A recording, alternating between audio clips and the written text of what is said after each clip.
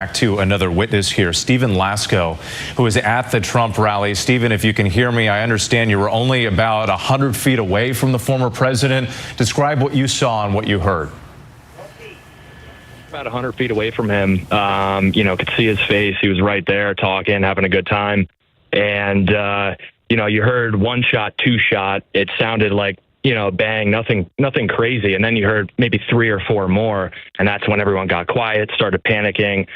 Trump dropped right to the floor. I guess Secret Service jumped on top of him and shielded him. But, as soon as everyone in the crowd figured out what was going on, we all ducked, and my buddies just jumped on top of me, piled on top of me. And we had no idea what was going on. You're in total shock. You're shook, and, you can't feel your legs. But we were trying to decide if we wanted to get up and run, and we had really no idea what to do. And next thing you know, you see bullets, or you hear bullets flying, and I believe a bullet hit the hydraulic lift that was holding up the speakers, and that thing almost collapsed. There was hydraulic fluid and water spitting everywhere all over the crowd. And then before you know it, everyone just gets up and starts running. But and Trump Stephen, did stand. Oh, forgive me. I'm sorry. There's a little bit of a delay, but on that note about everybody getting up and running, we're actually showing video that you shot on your cell phone. And this is the moment with people running out of the venue. Describe what that was like, and when were you actually able to get out? It was pretty stressful. I'm looking around trying to make sure all my buddies who came with me were with me.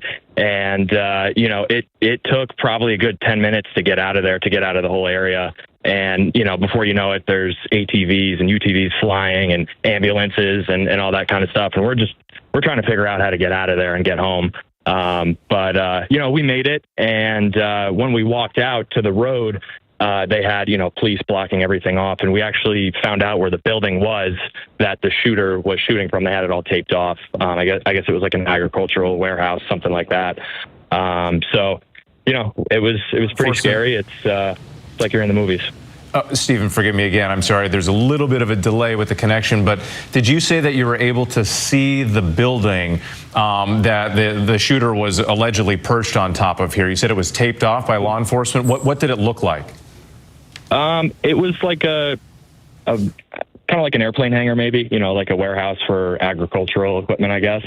ARC, AGC, something like that on the side. But once we were out, maybe 30, 40 minutes after, they were taping it off, investigating it. They had the dogs going and all that stuff. But there was traffic jams everywhere. It was kind of hard to. How far away was that area from where the former president was standing?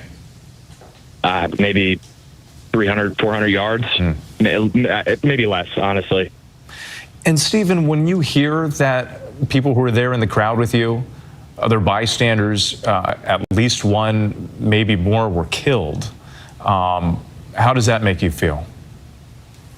Honestly, still kind of numb to it. It's hard to process all this. Your heart rate is through the roof, but best wishes for their family, and they were supporting the country that they love. And in the meantime, it's definitely sad, and it's heartbreaking, honestly. And Stephen, we've been hearing from people on both sides of the aisle, Republicans, Democrats, independent candidate, RFK Jr., and all with the same sentiment, condemning political violence, saying there's no place in this country for something like this. And I just wonder, from your perspective too, you're out there, you're exercising your right to support a candidate. What message do you have for people out there? Because the country is at this political boiling point. There's so much division and anger and hatred right now from one side and the other. What would you like to tell people? At the end of the day, whether you're on the left, the right, the center, or you don't believe in politics at all, we all still put our pants on in the morning. We all breathe the air and go to work, and a lot of these issues, in 10 years, no one even thinks about them or cares about them. So we're all people at the end of the day, and, it's not worth taking someone's life over political beliefs or whatever. It's just senseless.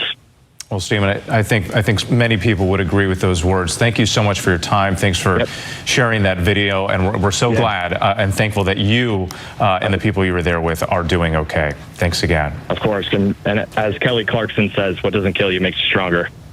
Well, let's hope that that's what happens in this country from here forward. The country definitely needs a moment of healing as we work closer and closer to Election Day. Stephen, thank you again.